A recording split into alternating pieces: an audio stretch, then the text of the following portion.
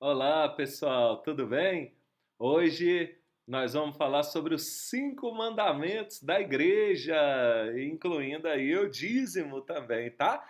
Então, para a gente começar bem, vamos começar rezando? Em nome do Pai, do Filho e do Espírito Santo. Amém.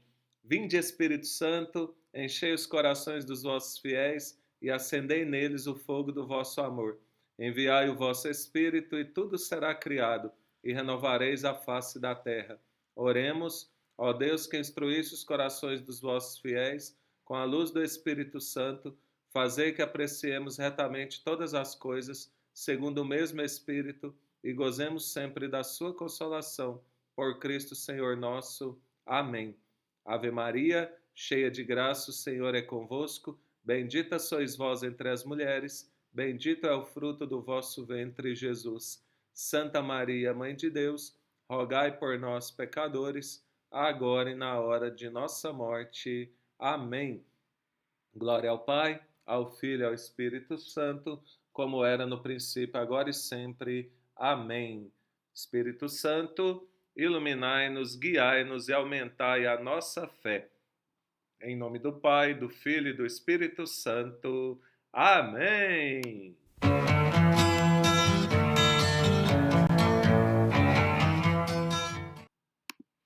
Então é isso, galera, né? Vamos falar hoje sobre os 5 mandamentos da igreja. Tem muito católico que nem sabe que existe esse trem, né? Não? Tem gente que nunca ouviu falar de 5 mandamentos da igreja, só conhece os 10 mandamentos, né? E a gente, além dos 10 mandamentos, a gente tem os 5 mandamentos da igreja, né? Então, a gente tem que entender, em primeiro lugar, que mandamento é uma coisa obrigatória. É mandamento, não é assim, se eu quiser eu faço, se eu não quiser eu não faço, né? Mandamento é uma ordem, é aquilo que a gente tem que fazer, é regra, regra de vida, regra de fé. Né? Então não é só uma recomendação, não é só um conselho, é um mandamento. Né? Jesus ele deu poder à igreja para estabelecer normas, né? Desde que sejam para a salvação da humanidade, claro. Né? Jesus ele falou para os apóstolos assim, ó, lá em Lucas 10,16: quem vos ouve, a mim ouve. Quem vos rejeita, a mim rejeita. E quem me rejeita, rejeita aquele que me enviou.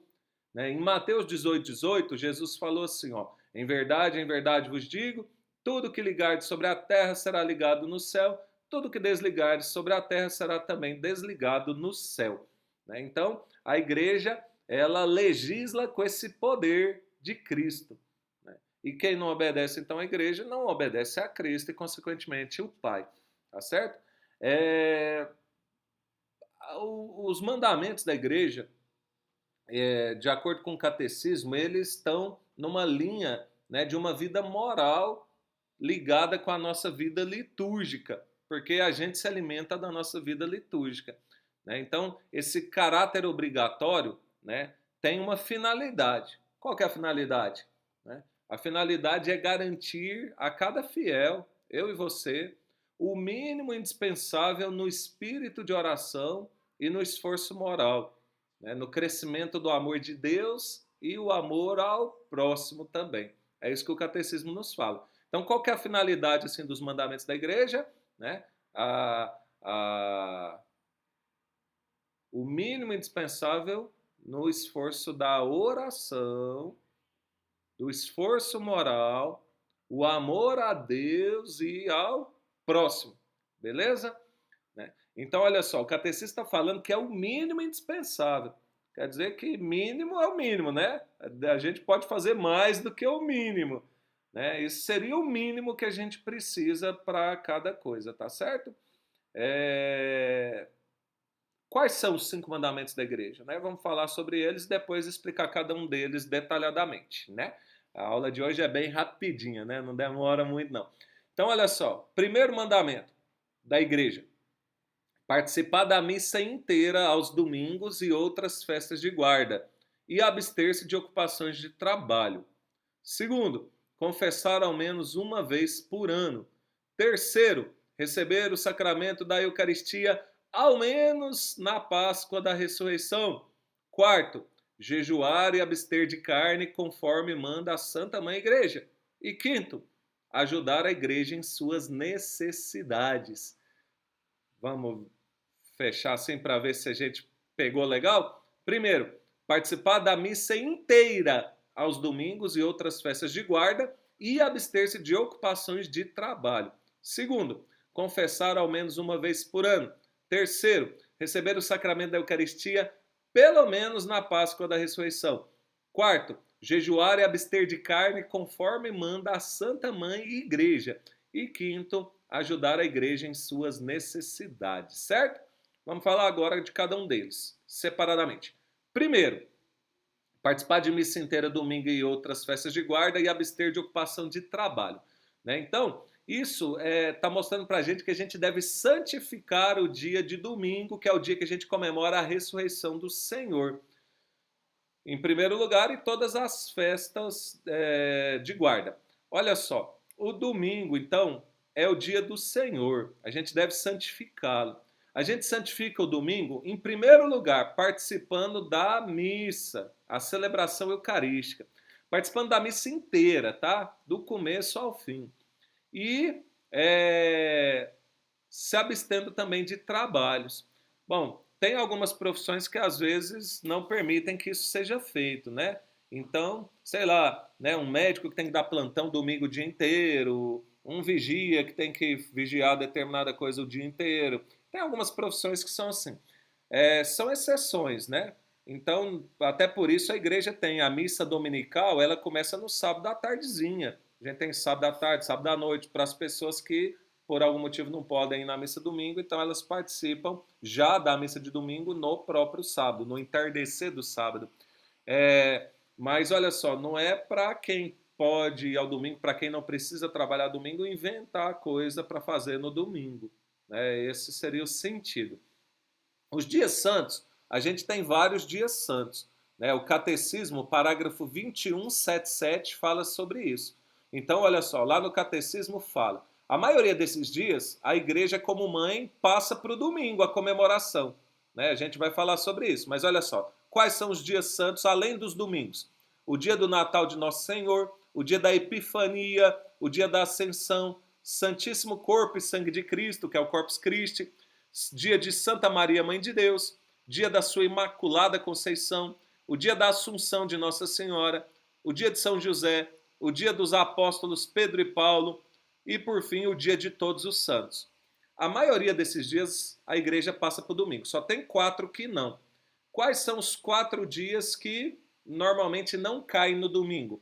O dia do Natal de Nosso Senhor, 25 de dezembro, o dia de Maria, Mãe de Deus, 1º de janeiro, o dia da Imaculada Conceição, que é 8 de dezembro, e o dia de Corpus Christi, que é sempre a primeira quinta-feira após a festa de Pentecostes. Então a gente tem Páscoa, 40 dias depois Ascensão, domingo seguinte Pentecostes, quinta-feira seguinte Corpus Christi. É assim que funciona o calendário do Corpus Christi. Então, as 4 festas de guarda, tem 3 delas que em alguns anos ainda caem domingo. Por exemplo, o Natal, o dia de Maria, Mãe de Deus, que é 1º de janeiro, e o dia 8 de dezembro, em alguns anos ainda vão cair no domingo. Mas a maioria dos anos não caem no domingo e a gente deve ir na missa. E o Corpus Christi, que sempre cai numa quinta-feira, feriado, dia de ir à missa também. Aliás, o Corpus Christi é o dia que a gente manifesta publicamente a nossa fé, com procissões, com missa campal. Esse é o sentido do Corpus Christi, a festa do corpo e sangue de Nosso Senhor. Mas os outros dias, pode ser que caia domingo, mas normalmente a maioria dos anos não cai no domingo. O Natal, 25 de dezembro, e o dia de Maria, Mãe de Deus, 1º de janeiro, são 2 feriados, sempre um cai uma semana depois do outro, missa obrigatória. E o dia 8 de dezembro, que já foi feriado no passado, mas que não é mais feriado, o dia da Imaculada Conceição. A gente deve ir na missa. Aqui em Anápolis mesmo, a gente tem missa cedinho, na hora do almoço, à noite. Então, para quem trabalha, conseguir organizar seu horário e ir na missa da Imaculada Conceição, porque não é feriado. Então, esse é o primeiro mandamento, participar da missa inteira nos domingos e nas festas de guarda e abster das ocupações de trabalho. Deus criou o mundo em 6 dias e no 7º descansou. Jesus ressuscita no domingo, o dia santo, que era sábado, passa a ser domingo, e é um dia, então, que a gente também deve descansar que a gente deve abster de ocupações de trabalho, é dia de família, é dia de estar junto com a família, né? O domingo tem todas essas características. Depois, segundo, confessar ao menos uma vez por ano. Ao menos, tá? Quem não confessa ao menos uma vez por ano, então comete um grave pecado, né? Só que confessar só uma vez por ano é muito pouco, né? O ideal, sim, era que a gente pudesse confessar todos os meses. Primeiro, né? Fica mais fácil de lembrar dos pecados. E segundo, para a gente ter essa graça de Deus continuamente. Quem confessa só uma vez por ano, né? Olha só, eu, você, todos nós somos pecadores, a gente comete pecados graves sempre. Então, se a gente confessa só uma vez por ano, a gente vai passar a maior parte do ano em pecado grave. E se a gente está em pecado grave, a gente não pode comungar. Então a gente vai, além de estar fora da graça de Deus, a gente vai estar afastado da comunhão a maior parte do ano, né? Então a igreja fala confessar pelo menos uma vez por ano. Porque tem gente que é tão tonhão assim, que às vezes fica 5 anos, 10 anos, 20 anos sem confessar, né? Então é um pecado grave. A gente deve confessar pelo menos uma vez por ano. Mas um católico verdadeiro, né, um católico fiel, ele vai confessar sempre. Não vai ser só uma vez por ano, não, né? Porque a confissão nos deixa na graça de Deus, né? Por que eu confesso? Eu me arrependo do pecado, eu vou lá na confissão, deixo o pecado para trás e através da mão sacerdotal eu recebo de Deus a absolvição do meu pecado, né? Então, a confissão ela é muito importante para a gente viver na graça de Deus. Porque se a gente acostuma a não confessar, a gente vai acostumar a viver no pecado, né? A gente vai acostumar com o pecado, a gente não vai confessar mesmo, a gente vai continuar cometendo aquele pecado seguidas vezes. Quando a gente confessa, a confissão frequente, ela ajuda a gente a vencer determinados pecados que se tornam vícios e que a gente comete com frequência. Por isso é tão importante confessar com frequência e não só uma vez por ano. O terceiro mandamento da igreja fala: receber o sacramento da Eucaristia ao menos na Páscoa da Ressurreição. Bom, esse está ligado, né? O segundo e o terceiro estão ligados. Eu confesso uma vez por ano para poder comungar uma vez por ano, né? Então, pelo menos na Páscoa a gente deve comungar. Mas também é muito pouco, né? A igreja, inclusive, fala assim: o ideal era que a gente pudesse ir na missa todo dia e comungar todo dia. Não é uma obrigação, mas imagina que graça. Tem gente que faz isso, que já viu a maravilha que é a missa e vai à missa todo dia. Mas, pelo menos aos domingos, a gente deve ir à missa. Tem domingo que a gente não vai poder comungar, às vezes por estar em pecado grave e não ter confessado. Por isso que a confissão frequente é legal, que ela nos possibilita comungar também com frequência. Porque se eu estou em pecado mortal, lembra os pecados contrários aos 10 mandamentos, eu não posso então comungar, até que eu vá me confessar, né? Então, a Eucaristia deve ser recebida pelo menos na Páscoa. O que é muito pouco também, né? Imagina, você ser um católico e comungar só uma vez por ano, só na Páscoa, é muito pouco, né? A gente deve, então, juntar confissão e comunhão. Confessar sempre para poder comungar sempre que possível, tá certo? Né? E viver uma vida de comunhão com Deus. Ou seja, livre do pecado que nos afasta de Deus, né? Esse é o sentido. Quarto, jejuar e abster de carne conforme manda a Santa Mãe Igreja. A igreja ela pede que a gente faça jejum e abstinência de carne em 2 dias específicos, que é a quarta-feira de cinzas e a sexta-feira da paixão, e pede que a gente faça todas as sextas-feiras do ano uma penitência. Aconselha que seja, né, uma abstinência de carne, né, mas pode ser um jejum ou pode ser alguma outra obra de penitência qualquer. Você pode se abster de qualquer outra comida, ou, né, fazer algum ato de caridade, ou qualquer outra coisa nesse sentido que seja configurado como uma penitência, uma oração, né? Você não é acostumado a rezar determinada oração, e aí então resolve toda sexta-feira do ano rezar aquela oração como forma de penitência, né? Não vale para uma oração que você já reza todo dia, porque aí não é penitência, já é uma coisa que você já faz sempre, né? Então, isso é toda sexta-feira do ano. Na quarta-feira de cinzas, na sexta-feira da paixão, a gente não come carne de forma alguma, abstém de carne, né? Você pode substituir a proteína da carne por ovo, por exemplo, e a gente faz só 3 refeições. Das 3 refeições, que é o café da manhã, almoço e janta, só uma refeição mesmo. Por exemplo, o almoço. Então, o almoço você come comida mesmo, com exceção de carne.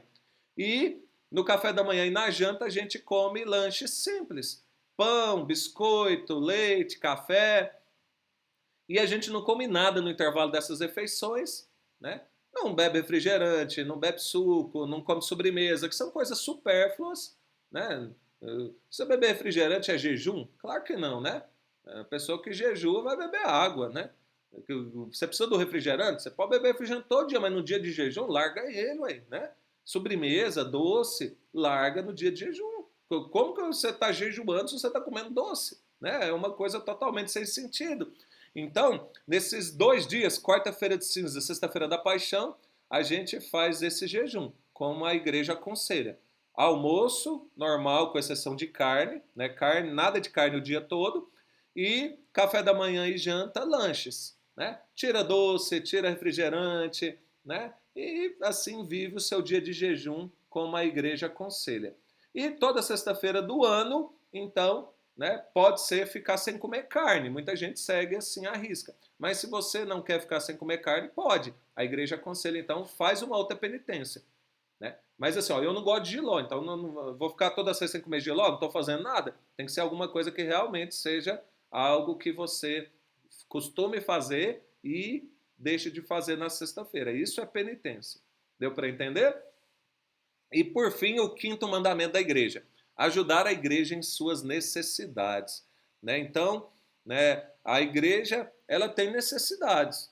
Né? E aí entra a questão do dízimo, por exemplo. Né?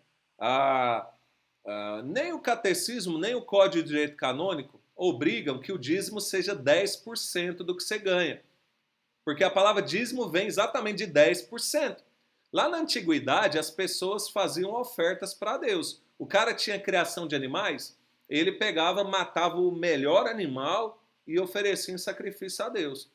O cara tinha plantação, ele pegava uns 10% ali da plantação, uma parte da plantação, e oferecia para Deus. Então as pessoas, né, sempre ofereciam sacrifícios para Deus. O dízimo é isso, é um sacrifício que ofereça a Deus. Né? Deus ama quem dá com alegria. Né? Então ajudar a igreja nas suas necessidades, normalmente é na paróquia que você frequenta. Olha só, eu sou da paróquia Santana. Eu frequento as missas na paróquia Santana, eu dou catequese na paróquia Santana, eu participo da liturgia na paróquia Santana. Né? Então, existe uma paróquia que você deve frequentar. Né? Você frequenta uma paróquia. E você deve ajudar na paróquia que você frequenta. Por exemplo, quando eu estou na missa na Santana, a missa está gastando energia elétrica, está gastando, ele tem os funcionários ali, sacristão, segurança, pessoas que limpam a igreja para eu poder estar numa igreja limpa, né? Tudo isso tem custo, né? Então, esses custos são pagos como? Com dízimo. Se eu frequento a igreja e não pago o dízimo, né? É até meio estranho assim, né? Eu uso de muitos recursos e não contribuo com nada, né? As primeiras igrejas dos primeiros cristãos, o pessoal dividia, né? Não só o dinheiro da igreja em comum, assim, mas cada um pegava seu dinheiro e alguém pegava o dinheiro e distribuía de forma comum para todo mundo. Hoje, nem na igreja a gente costuma ajudar, né? Porque a gente, não sei o que a igreja faz com o meu dinheiro, né? Tem gente que é assim. Se a gente for pensar, vamos falar um pouquinho especificamente de dízimo, né? Qual que é o conceito de dízimo? Dízimo é a retribuição a Deus de uma parte de tudo que Ele me dá. Por exemplo, vamos imaginar que a gente tem um salário de R$ 1.000 por mês. Tudo que eu tenho, que eu sou, é Deus que me dá. Por exemplo, Deus me deu a vida, Deus me deu saúde para trabalhar, Deus me deu aquele emprego. Né? Se a gente acredita em Deus, olha só, né? Os dons que eu tenho, as habilidades que eu tenho para ter aquele emprego, tudo vem de Deus. Deus me deu aquilo. Então, olha só, os meus R$ 1.000 não são meus R$ 1.000, o meu salário. Pertence a Deus. E aí, só que Deus me dá isso. Através da vida, da saúde, da oportunidade do trabalho, dos meus dons para conquistar aquele trabalho. Deus me dá isso. Então eu pego uma pequena porcentagem, né, seja 10% ou menos, e devolvo para Deus, através da igreja. Dízimo é uma questão assim, de generosidade. A igreja não obriga que seja exatamente 10%. Aliás, a igreja católica, né, se a gente for ver, ninguém fica lá, né, na porta da igreja lá, falando, você não é dizimista, não pode entrar na igreja. Não. Tem igreja que às vezes faz isso, infelizmente, mas a igreja católica não. A igreja católica nem faz distinção de pessoas assim, né? Aquele lá é dizimista, aquele não é, então aquele é mais importante para a igreja, né? Não.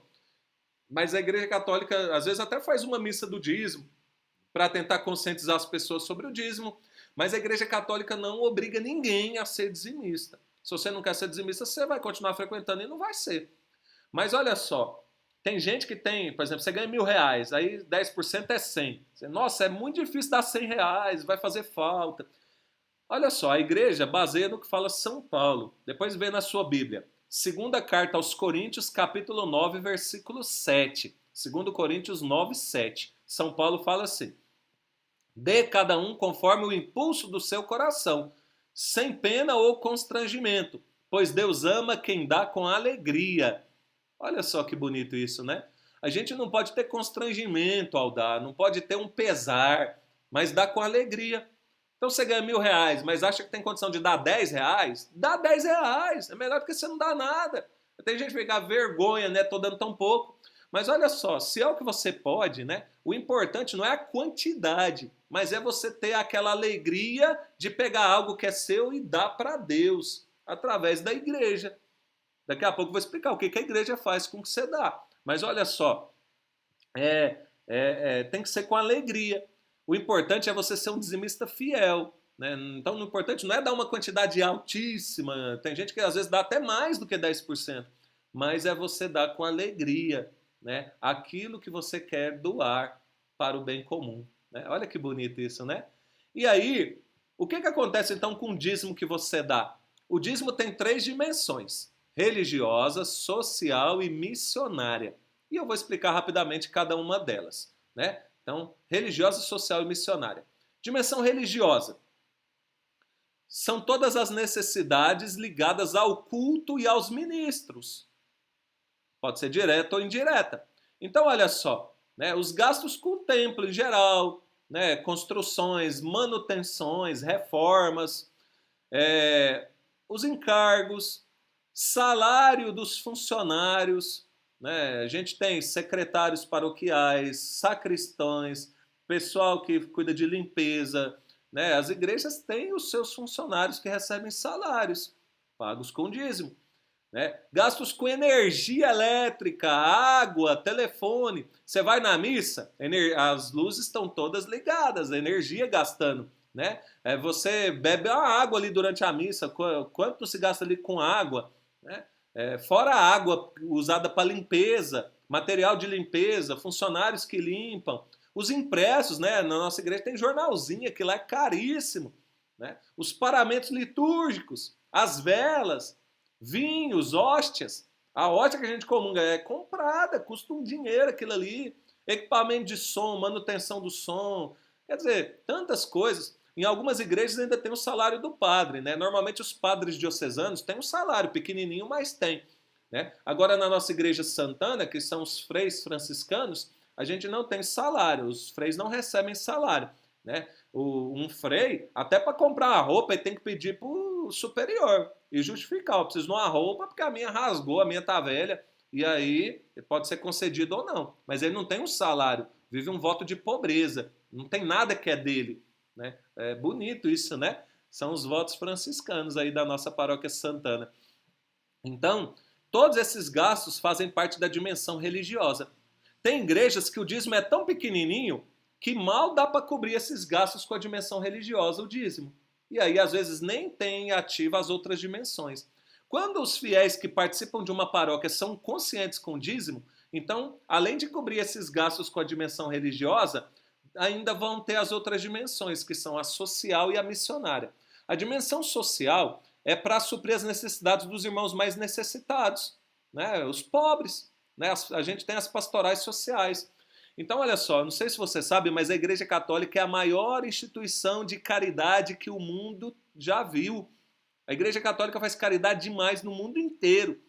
Só que em Anápolis, que é a cidade que a gente mora, né, que eu moro, a gente tem umas 5 casas de recuperação de dependentes químicos, né, drogas, álcool. A gente tem leprosário, casa que cuida de pessoas portadoras do vírus HIV. A gente tem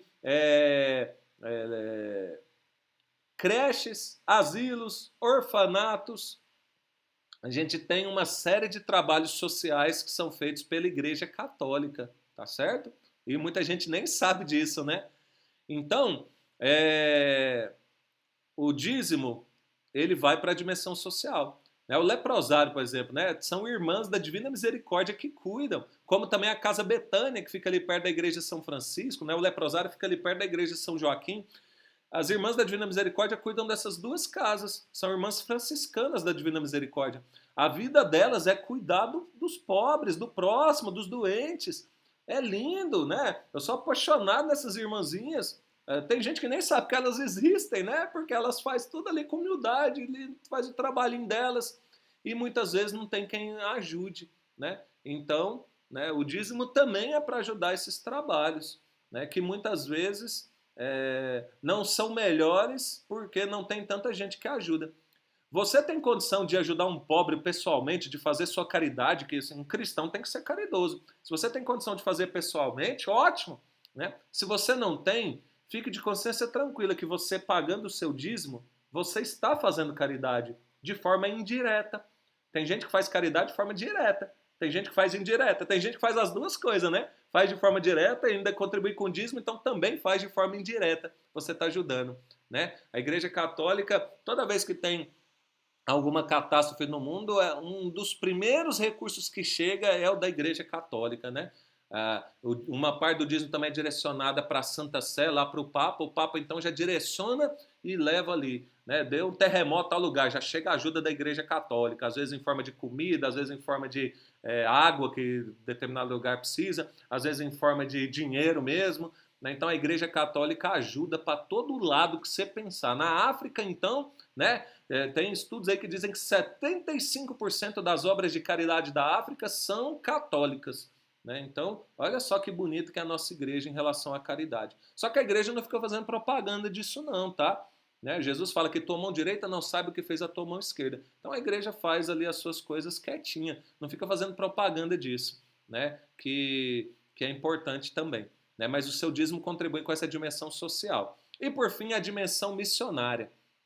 O dízimo sustenta financeiramente algumas ações de evangelização, missões, que são exercidas fora do território da paróquia.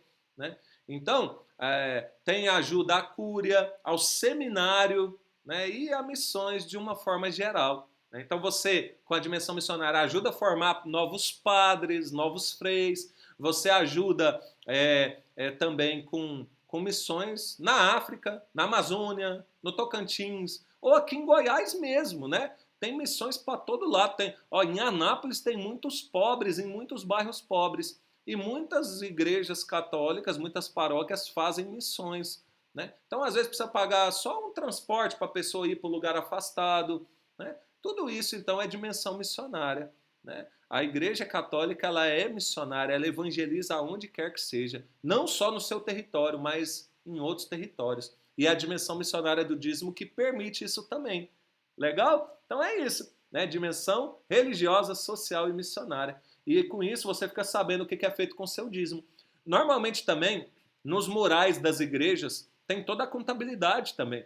Né? Você que é dizimista e quero ver o que foi feito com o meu dinheiro. Então tem tudo lá, né? Receitas, despesas. Então, ó, foi gasto com isso, com isso, com isso, entrou tanto de dízimo, né? Entrou tanto de oferta e foi gasto isso, tal. E aí você pode ver, acompanhar mensalmente esses gastos. Todas as igrejas católicas fazem isso normalmente, né? É de praxe ser transparente, né, com o dinheiro dos fiéis, tá certo? Então você viu a importância do seu dízimo, né? Com isso, então, a gente encerra os 5 mandamentos da igreja, né? Vamos recordar quais são eles? Primeiro, participar da missa inteira aos domingos e outras festas de guarda e abster-se de ocupações de trabalho. Segundo, confessar ao menos uma vez por ano. Terceiro, receber a Eucaristia, pelo menos na Páscoa da Ressurreição. Quarto, jejuar e abster de carne conforme manda a Santa Mãe Igreja. E quinto, ajudar a igreja em suas necessidades. Né? Ó, ninguém que não seja católico é obrigado a fazer isso, mas o católico, você quer ser um bom católico, né? Você não segue isso por obrigação, você segue por opção. É o que a igreja nos aconselha a fazer, então vou fazer. E ó, é o mínimo, lembra? Um bom católico não vai fazer o mínimo, não vai confessar uma vez por ano, não vai receber a Eucaristia uma vez por ano, né? Vai tentar fazer o máximo que puder, que tiver ao seu alcance, né? Isso é o bonito, né? Lembra que São Paulo fala, né? Faz sem pesar nem constrangimento, mas com alegria. Né? Então no dízimo lá mesmo, você não pode, você ganha R$ 1.000, não pode dar 100, dá 10, mas dá. Né? Você está contribuindo, você é participante ali da sua comunidade, né? Você se sente mais parte ali da comunidade. Tem testemunhos de dízimo aí, né? Eu mesmo tenho alguns, tem pessoas que têm assim testemunhos belíssimos das graças de Deus, né? Em quem é fiel a Deus. Né? Então vamos tentar isso, ser fiéis a Deus. Amém? Vamos terminar com uma oração então? Em nome do Pai, do Filho e do Espírito Santo. Amém. Glória ao Pai, ao Filho e ao Espírito Santo, como era no princípio, agora e sempre. Amém. Ó Maria concebida sem pecado, rogai por nós que recorremos a vós. Espírito Santo, iluminai-nos, guiai-nos e aumentai a nossa fé. Em nome do Pai, do Filho e do Espírito Santo. Amém. Abraço de urso aí, galera. Fiquem com Deus. Tchau.